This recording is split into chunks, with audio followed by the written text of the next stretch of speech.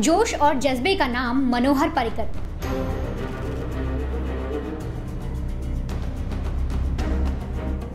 देश की सेवा करते हुए जिसने आखिरी सांस ली, वो मनोहर पर्रिकर। जी हां, देश के लोगों की सेवा करते हुए आखिरी सांस लेने वाले मनोहर पर्रिकर अब हमारे बीच नहीं रहे। लाइफ और पॉलिटिक्स में फाइटर रहे पर्रिकर को पूरा देश सैल्यूट कर रहा है। नवंबर 2014 से मार्च 2017 तक मनोहर पर्रिकर देश के रक्षा मंत्री रहे। हौसले की मिसाल माने जाने वाले पर्रिकर ने ही सर्जिकल स्ट्राइक की नींव रखी थी। भारतीय फौज ने जब पीओके में घुसकर सर्जिकल स्ट्राइक किया, तब इस देश के रक्षा मंत्री कोई और नहीं, खुद पर्रिकर ही थे।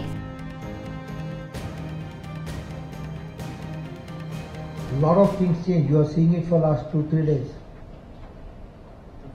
A simple action against insurgents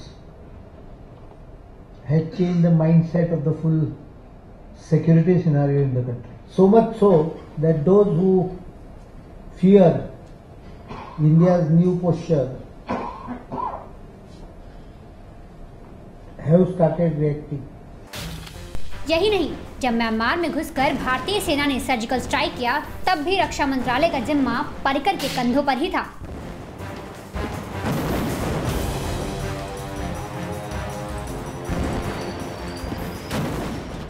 सितंबर 2016 में जम्मू कश्मीर के उरी में इंडियन आर्मी के कैंप पर आतंकी हमले के बाद देश में जबरदस्त गुस्सा था। चारों ओर से पाकिस्तान और आतंकियों को सबक सिखाने की मांग उठ रही थी।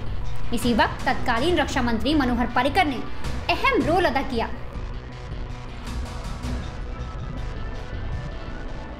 पीएम नरेंद्र मोदी के नेतृत्व और तत्कालीन रक्षा मंत्री मनोहर पर्रिकर के सहयोग में सेना ने पाक और आतंकियों को सबक सिखाने की रणनीति बनाई। 28 और 29 सितंबर की रात हुए सर्जिकल स्ट्राइक के पूरे ऑपरेशन में मनोहर पर्रिकर एक अहम कड़ी साबित हुए। इस ऑपरेशन में सेना पीओके में 3 किलोमीटर अंदर घुसी थी और आतंकियों का खात्मा भी किया था।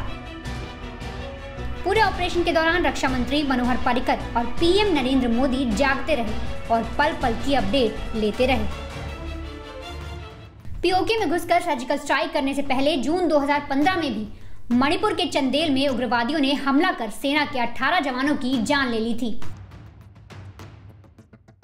18 जवानों की शहादत के बाद देश भर में गुस्सा था। इस हमले के बाद म्यांमार सीमा में घुसकर भारतीय फौज के पैरा कमांडो ने उग्रवादियों के 2 कैंप तबाह कर दिए। इस ऑपरेशन में करीब 100 उग्रवादी मारे गए।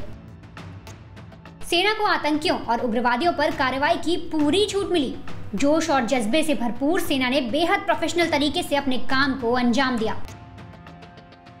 इस ऑपरेशन के कर्ता धर्ता में से एक मनोहर पर्रिकर भी थे। मनोहर पर्रिकर के असामयिक निधन से सेना ने अपने एक ऐसे नायक को खो दिया जो हमेशा उसकी जरूरतों और सहूलियत का ख्याल रखता था, जो आराम की घड़ी में उसका अभिभावक और मुश्किल वक्त में उसका मार्गदर्शन करने वाले लीडर थे। बिछड़ा कुछ इस अदा से कि रुत ही बदल गई। एक शख्स सारे शहर को वीरान कर गया। क्राइम तक की तरफ से मनोहर पर्रिकर को भावभीनी श्रद्धांजलि। ब्यूरो रिपोर्ट, क्राइम तक।